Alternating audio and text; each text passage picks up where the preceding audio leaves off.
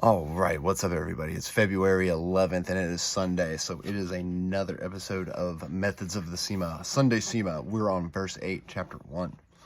When the king had executed the criminals, along with all the dukes, he reformed their state to restore justice. They elevated the virtuous and reinstated the intelligent, so that just rule could be returned. Interesting. So that just rule could be returned. Let's go to verse 9, since that one was a short one.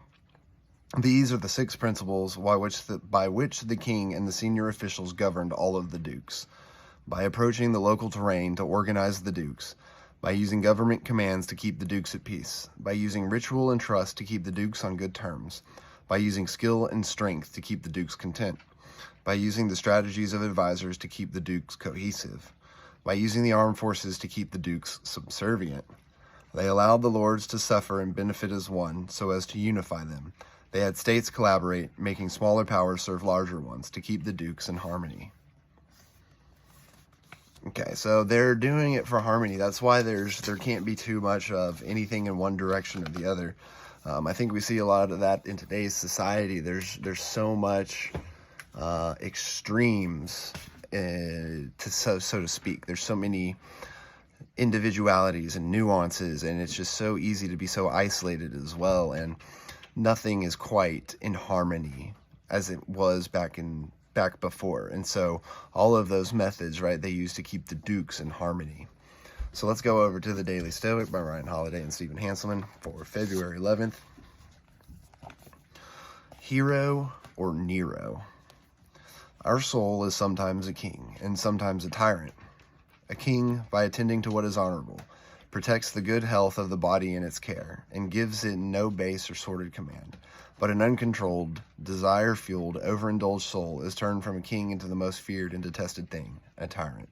Seneca, Moral Letters 1:14.24. There is that saying that absolute power corrupts absolutely. At first glance, that's true. Seneca's pupil, Nero, and his litany of crimes and murders is a perfect example. Another emperor, Domitian, arbitrarily banished all philosophers from Rome. Yeah? All right. Seneca's pupil, Nero, and his litany of crimes and murder is a perfect example about absolute power corrupting absolutely.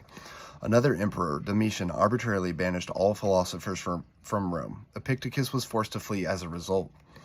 Many of Rome's emperors were tyrants. Yet, not so many years later, Epictetus would become a close friend of another emperor, Hadrian, who would help Marcus Aurelius to the throne, one of the truest examples of a wise philosopher king.